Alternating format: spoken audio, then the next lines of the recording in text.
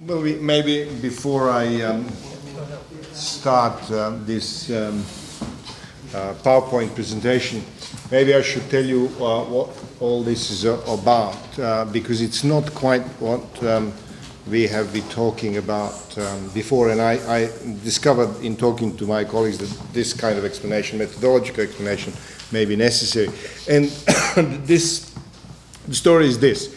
I was philosopher once, and I'm no longer that, and I haven't been one for a long time. I feel very comfortable with that. Therefore, what I'm going to talk about is connected with normative theories, but it's really not an essay in normative theory or an attempt to present. It's rather examination of normative aspects of various discourses, quite similar to what Aleksandar was doing, but somewhat different in approach and much more limited in a sense. So I'm trying to fend off possible criticism that this is all very vague, in fact. Okay, so when I got the title of this conference, I thought, how can I connect it with my interest in secession? And it just occurred to me that international law, United Nations Charter, and various declarations on friendly relations have in fact outlawed territorial victory. In the old times, when you went to war, most of the wars were about territory. So you wanted a piece of some other territory, or you wanted the whole state. And the Second World War was, in fact, about territory. Now, after the Second World War, the great powers, the victorious powers, decided that that's not any longer acceptable. So states cannot legally take territories of other states. It happens. The United Nations sometimes don't intervene, but in general, that has decreased significantly, and in some cases, like the Kuwait, United Nations did intervene and force this thing. And then I thought, okay, in case of secession, we haven't got that situation. And what I wanted to say also about territorial conquest, this was a simple case of victory. You take a territory, the other side loses the war, accepts, or either explicitly or implicitly acquiesces to that taking of territory. So that's victory. Victory is your territorial acquisition by military takeover. So that's no longer acceptable, and if you are looking for victory in that sense, you won't find it. But you can be victorious if you are a secessionist. In other words, you can take a piece of territory of another state, provided that you are not a state, that you are not an agent of another state, provided that you want to create a state, a new state, on that piece of territory. You can get away with it, because United Nations Charter and United Nations documents do not apply to you. And consequently, no one can accuse you of territorial conquest. Why? Well, a new state is created, and the question, I'm putting it as a question of military conquest, but that is a relatively neutral, or possibly not so neutral, description. The standard description would be liberation. And I feel that the difference between liberation and military conquest, or military liberation and military conquest, is the question of whether you consider the territory to belong to the group which is being liberated. So liberation is freeing a people and its territory from something unjust, and in this case it's foreign occupation, or what they take to be foreign occupation, and what possibly the other great powers, international community, also takes to be a foreign occupation. Now, in order to understand liberation, we do have to accept at least an aspect of nationalist discourse. And this aspect of nationalist discourse that we have to accept, that there is a nation or national group, and its land, in some sense, rightfully belonging to that nation because it's settled there, is occupied by forces of another nation. So in that case, if you are using military force to get rid of the forces of another nation, you are liberating yourself from foreign occupation. Now, in those situations, because we are not talking about colonial situations, that story has ended. So we are talking now about secessions. The host state will deny that there is a different nation. It will at least deny that that different nation owns the land. In the case in which the host state resists this process of liberation, it will claim usually that there is a single host nation that owns that land. And that claim could be made in various ways. It doesn't have to be put in that straightforwardly. Okay. Now, what I believe, and I won't be defending it here, but it is a controversial belief, in that nationalist doctrines are not ethical doctrines, that they don't have the level of universality that's required from ethical doctrines, and also that they're exclusionary, and in that sense they can't qualify. So in nationalist discourse, individuals are evaluated in terms of their belonging to contingent groups. That's another controversial point, but it's now gained sufficient scholarly currency that I can safely say that nations are imagined in one way or another, created. So the discourse itself aims at political mobilization and legitimation, and it's exclusionary of individuals' groups. It says these individuals belong to the group, these individuals don't belong to the group. So it has a basically exclusionary function. Now, as a consequence of this nationalist discourse, some groups own territories and deserve states, and some do not. So that's the idea, is that not all groups are deserving of states, only national groups are. And it's always who is a national group is decided by a national group, usually the group that is either in opposition or in support. Now, what's interesting about this discourse is that it treats, not systematically, but in some aspects, it treats states as collectively owned political goods.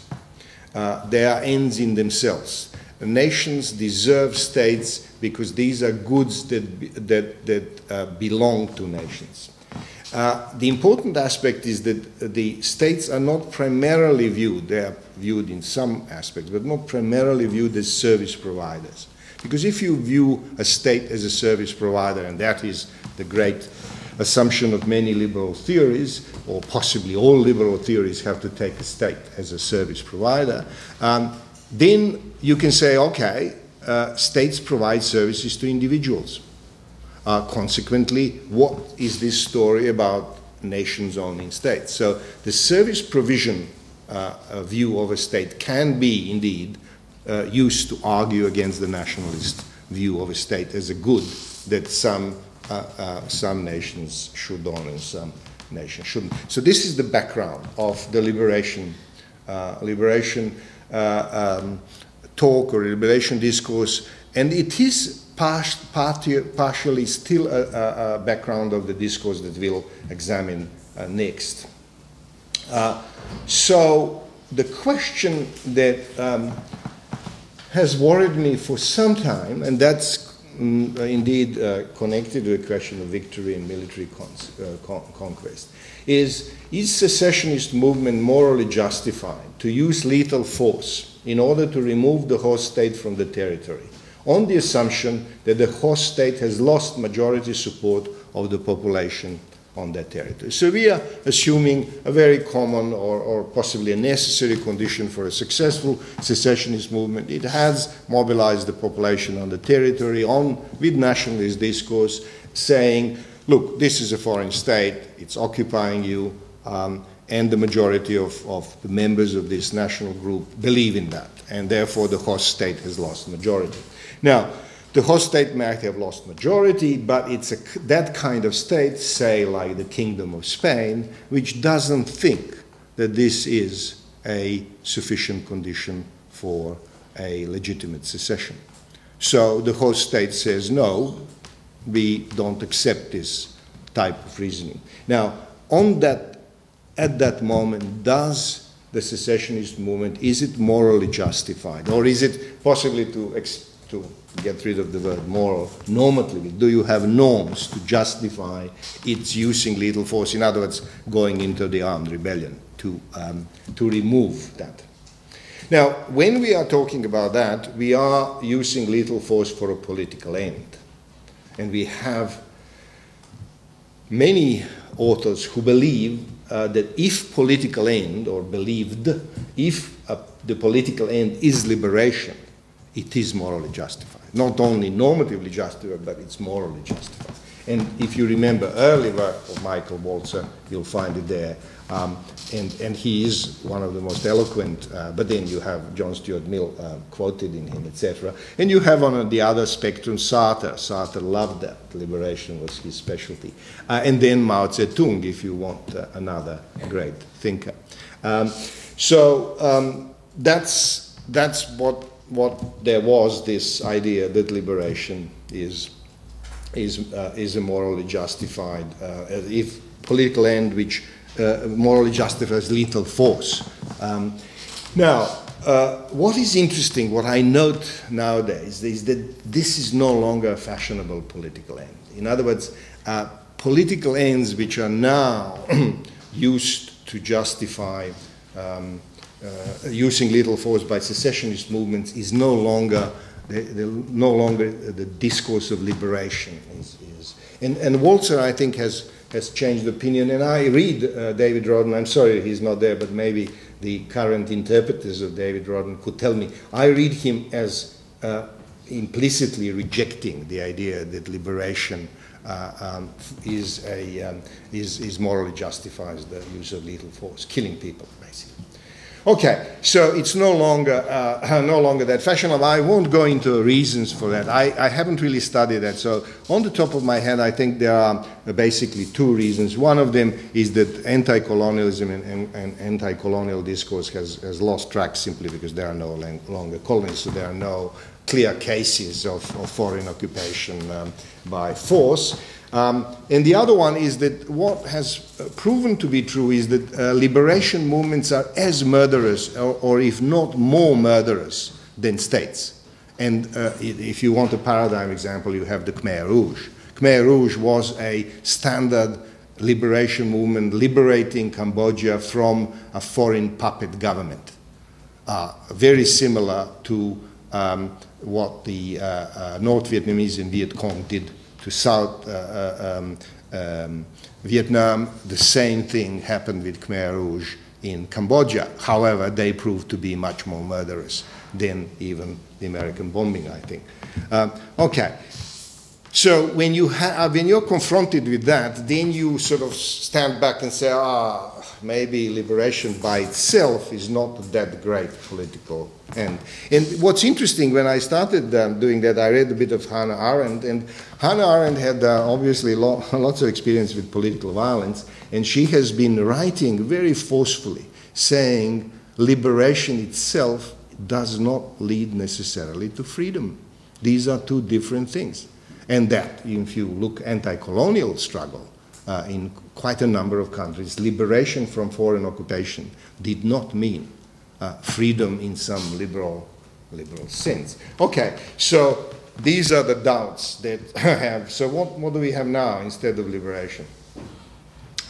Okay, what we have now is the atrocities argument instead of liberation. So what we have now is, if civilians in the secessionist populations are subject to atrocities, and this is a very wide term, atrocities of various kinds, and however the atrocities have to reach a certain threshold, then lethal force against the host state is justified.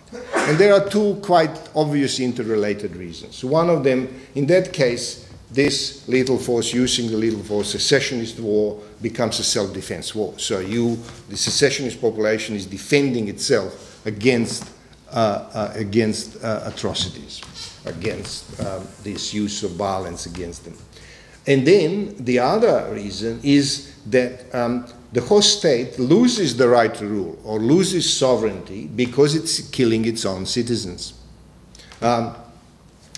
Now, the trouble with these arguments, and I'll just point out two. I mean, they are not conclusive. They're just showing that there is something possibly questionable. If it is a self-defense war, then obviously it should be directed against those who are threatening to kill. But as a matter of fact, secessionists use force against or use violence against those who are not threatening to kill. And this is for a variety of reasons, but one of the reasons is that in secessionist war, the host state usually, in some way or another, tries to target secessionists. So even if it's committing atrocities against civilians, they are committing atrocities under the guise of targeting secessionists. Consequently, what usually happens in this kind of nationalist wars is that the secessionists then target those whom they believe they are anti-secessionists, who are disloyal to the secessionist cause. And they are also civilians. And consequently, you have two sides killing civilians.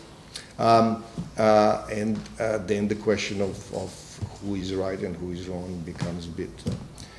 Now, the other thing about self-defense war is that a self-defense war would justify the removal of threats. So you kill or eliminate or throw out people who are threatening you to kill you. In other words, possibly soldiers, possibly paramilitary forces, whoever is doing that. But it doesn't justify the conquest of territory. It is a useful thing. Obviously, it's something that may guarantee that these threats will not reappear, but that's not the only way of guaranteeing of removal of threat. Another way of guaranteeing or getting the threat removed is to change the government. So the problem for the secessionists is a huge problem, is that it needs a change of government which will accept secession.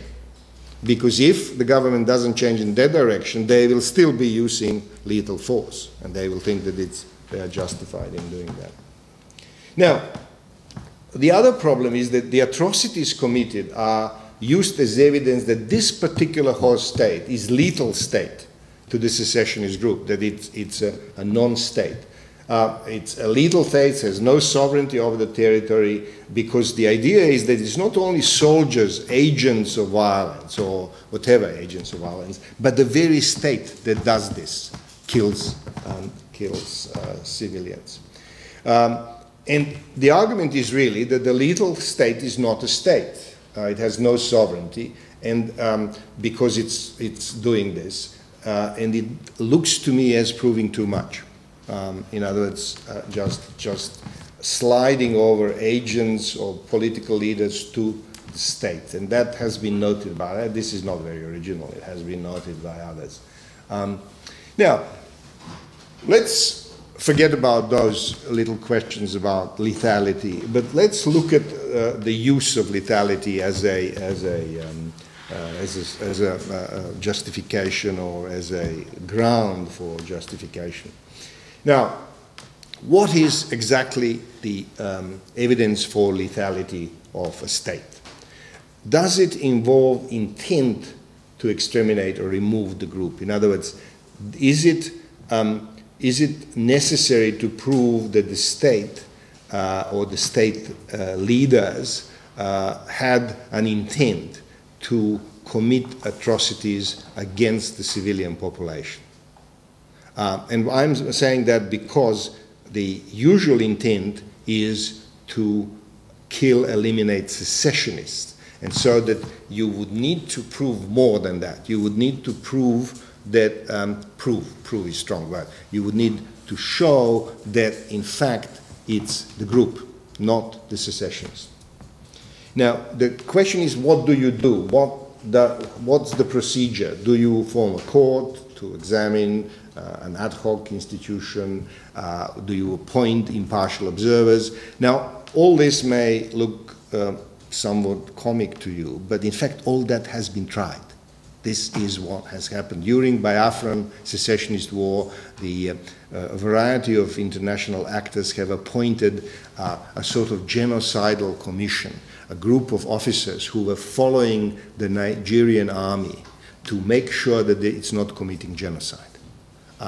Now, they made sure that it isn't committing genocide, because the Nigerian army made sure that it's not committing genocide when the observation people were around. When they were not around, it's questionable what was happening. But that was a group of UN member states, impartial observers, observing the possibility of genocide. In case of Kosovo, the OSCE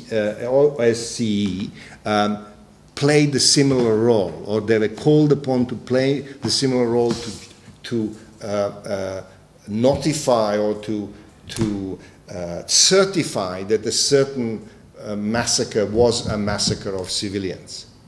And then it became very controversial, including the head of the mission, OSCE mission, an American diplomat famous for his other great deeds like the Contra scandal, throwing a pencil at a Finnish forensic scientist who refused to certify that these people were actually civilians, because she couldn't. I mean, that's just nothing. Okay, so these are the groups, but what I'm pointing out is that whomever you appoint, it's going to be contested, especially since you have to prove that intent. So it's not easy. It looks easy. It looks, how many people dead? Lots of people dead. They are not in uniform, civilians. Killed by whom? Killed by the other side. That's it. Well, in fact, it doesn't quite work like that in secessionist conflict. It's not quite sufficient. There are lots of atrocities, and they are almost done as a matter of course, but the establishing the culpability of the host state as a state is not always that easy. Okay, now the other question is already touched upon. If this lethality against civilians excludes sovereignty, then the secessionist forces, if they commit atrocities, does that mean that the secessionist movement as a whole loses its potential sovereignty? In other words, it's incapable of forming a state. It shouldn't have a state. Now, this is it may look like a funny question, but it's in fact a quite serious question, because most secessionist forces commit atrocities. They kill potentially disloyal people or remove them. In fact, I don't know of any secessionist conflict in which that didn't happen. The usual story is that they do it less. They kill smaller numbers. Now, they kill smaller numbers because they haven't got the capacity to kill more. They haven't got so many enemies, as it were, so many disloyal, but they do kill. So it's not the question of numbers. If you are talking about intent, they have the same type of intent as the host state. And it would be very difficult, I think, empirically, to prove that this is not the case, that the secessionist forces are just marvelous. They are true army. They don't commit atrocities. Now, the question about lethality and territoriality.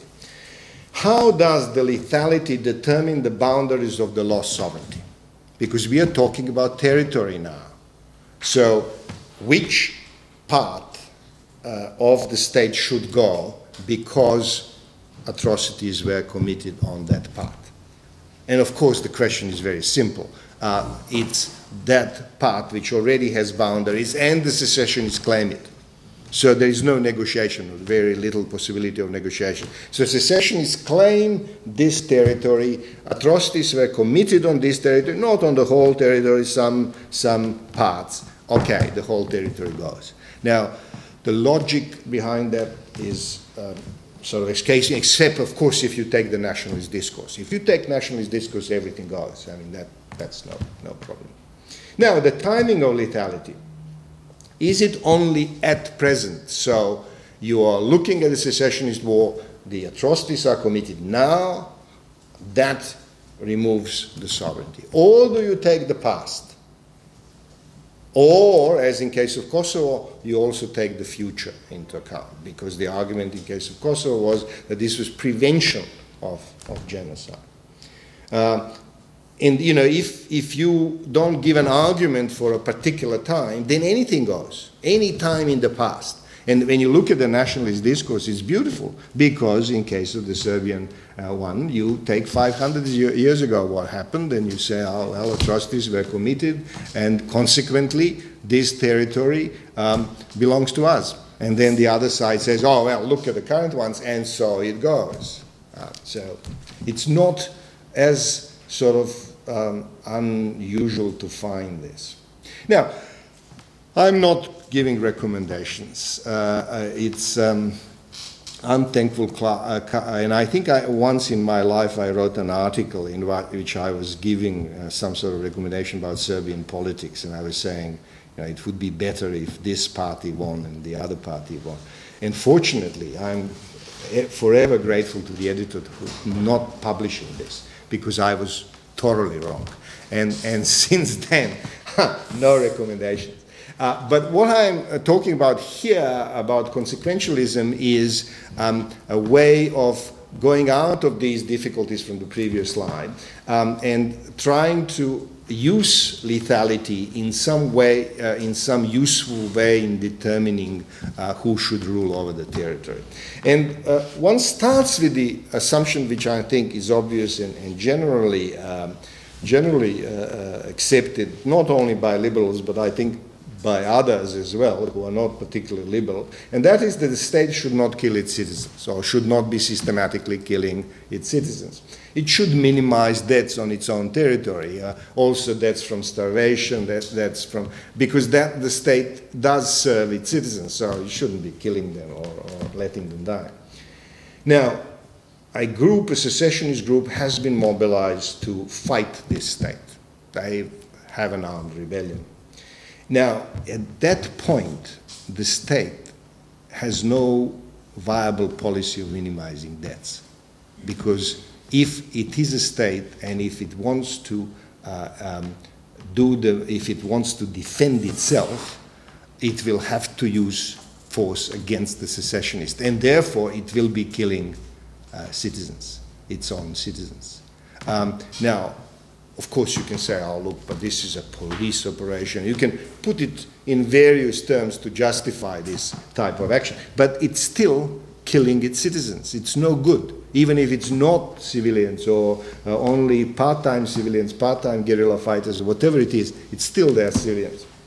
And then you can argue on consequentialist grounds that this state should be replaced with a state that can minimize deaths. So this state is no good. It has to fight against its own citizens. It's unfortunate fact they mobilized, well, it should be replaced by a new secessionist state, which will not, which will minimize deaths, so it won't kill that many people. Now, I'll argue about this just in the next slide, but this solution doesn't answer the question, is lethal force against this state agents morally justified? It doesn't, in other words, tell us anything about the prior situation of the armed rebellion. It's true that the secessionist use of lethal force does not minimize deaths, and they have no aim at minimizing deaths. They are not a state. They are not state as yet. So they, strictly speaking, are not bound by the minimization of deaths. They want to achieve political ends through violence, and that's not a minimizing deaths strategy. However, this leads us to problem of double standards. 5 minutes. Let's see how many of them I have. Oh, yeah. Okay, yeah, I can do that. Well, the double standards are obvious. I use this Latin quotation, which I like from my high school. I had a teacher who would say this, that what Jupiter can do, what is it,